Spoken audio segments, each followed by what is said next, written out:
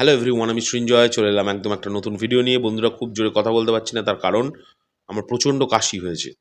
মাঝে মাঝে দেখবে ভিডিও করতে করতে করতে আমার কাশিও পেয়ে যাচ্ছে। So I am very sorry for that first of all. Second, megastar Shakib খানের প্রিন্স অলরেডি আজকেও শুটিং শুরু হয়ে গেছে কলকাতাতে। 8:30 থেকে 9টার মধ্যে থেকে শুটিং শুরু শুরু হয়ে যাওয়ার কথা, এবং সেরকমই টাইম মেনটেন করে শ্যুট কিন্তু শুরু হয়ে গেছে। তৃতীয়, বন্ধুরা,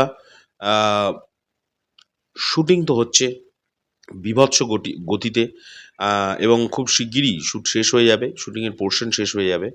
এখন কথা হচ্ছে পোস্ট প্রোডাকশনের কাজ তাহলে কী হচ্ছে? এটা নিয়ে আমাকে অনেকেই প্রশ্ন করেছে, বেশ কিছু ভাই বোনেরা, যে দাদা, সিনেমা তো নয় শেষ করে ফেললো, সিনেমাটা এডিটিংটার অবস্থা কী?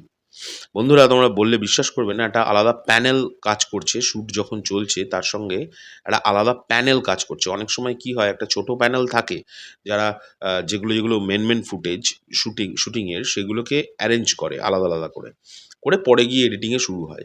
বাট প্রিন্সের টিম এমনভাবে কাজ করা শুরু করেছে, আহ, যেদিন থেকে শ্যুট হয়েছে সেদিন থেকেই একটা গোটা সলিড প্যানেল নিয়ে বসেছে।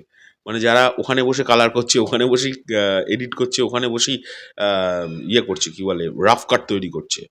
আর রাফ কাট এমন একটা জিনিস যেটা তৈরি হয়ে যাওয়ার পরে যখন ফাইনাল এডিটিংয়ে বসে না, ওটা তৈরি করতে ম্যাক্সিমাম 1 থেকে 2 দিন সময় লাগে, কারণ রাফ কাটটা রেডি হয়ে গেছে না। তো প্রিন্স টিম কিন্তু মানে সেই ঝড়ের গতিতে রাফ কাট রেডি করছে। আর রাফ কাট রেডি করা মানে ওর সঙ্গে সাউন্ড কিরম যাচ্ছে, অরিজিনাল সাউন্ড, ডাবিং তো হবেই, যেগুলোতে ডাবিং প্রয়োজন আছে, লাইভ সাউন্ড ক্যাচ করার চেষ্টা করা হচ্ছে প্রিন্সে, যেটা কিন্তু অসাধারণ একটি বিষয়। একটা নতুন টেকনোলজি, দুর্দান্ত টেকনোলজি।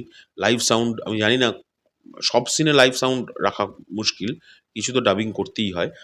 কিন্তু লাইভ সাউন্ডে করার চেষ্টা করা হচ্ছে প্রিন্স, এবং অলরেডি পোস্ট প্রোডাকশনের কাজ কিন্তু, মানে যতখানি শ্যুট হয়েছে ততখানির জন্য রাফ কাট রেডি হয়ে গেছে। মানে ধরে নাও আজকে আবার শ্যুট হচ্ছে, আজকে যে শ্যুটগুলো হবে সেগুলোর মানে ফাইনাল যে পয়েন্টগুলো সেগুলোকে তুলে নেওয়া হবে, নিয়ে রাফ কাটে ঢুকিয়ে দেওয়া হবে, এবং কালার করে নেওয়া হবে। কালার করে নেওয়ার পর সেগুলোকে সাউন্ড গ্রেডিং দেখা হবে, যে কোন কোন জায়গায় সাউন্ডগুলো, মানে লাইভ সাউন্ডগুলোকে নেওয়া হচ্ছে পারফেক্টলি। তারপরে সেটা যখন ফাইনাল কাটে চলে যাবে, মানে ফাইনাল এডিটিংয়ের প্যানেলে বসবে, তখন কিন্তু সেটা তৈরি হতে খুব বেশি হলে 2 থেকে 3 দিন, খুব বেশি হলে, মানে ফাইনাল কাট রেডি করতে। তারপরে তো এবার দেখুন, তারপরে মেগাস্টার কোনো কিছু দেখলেন, সেটা তো ওনার পছন্দ হয়নি, সেটাকে কেটে দিয়ে বললেন যে এটা রাখো, সেটা আলাদা প্রসঙ্গ, সেটা তার চয়েসেবল ব্যাপার-স্যাপার হবে। বা প্রোডিউসারের কোনো জিনিস পছন্দ নেই, বা ডিরেক্টরের কোনো জিনিস যোগ করতে হবে, আলাদা করে তোলা আছে, সেটা আলাদা বিষয়। বাট একটা কাট রেডি, মানে ফাইনাল কাট পর্যন্ত পৌঁছানোর জন্য যা প্রয়োজন, প্রিন্স টিম কিন্তু সব কিছু করে ফেলছে। কারণ পয়সাটা মেনলি বিষয়টা হচ্ছে, প্রিন্স টিম যে হারে পয়সা খরচা করেছে এই সিনেমাটার জন্য, আমার মনে হয় না কোনো প্রোডাকশন হাউস আর এত টাকা খরচা করে কোনো বাংলা ছবির জন্য। এটা তো আমার খুব রেয়ারেস্ট, এটা আমি বারবার বলে যাচ্ছি। তো তোমাদের এটা নিয়ে কী বক্তব্য অবশ্যই জানিও। যাদের কনফিউশন ছিল প্রিন্সের ইয়ে নিয়ে, এডিটিং বিষয়পত্র নিয়ে, তাদের জন্যই ভিডিওটা তৈরি করলাম। এখনকার জন্য চললাম, পরবর্তী ভিডিও নিয়ে খুব শিগগিরই দেখা হবে। টাটা।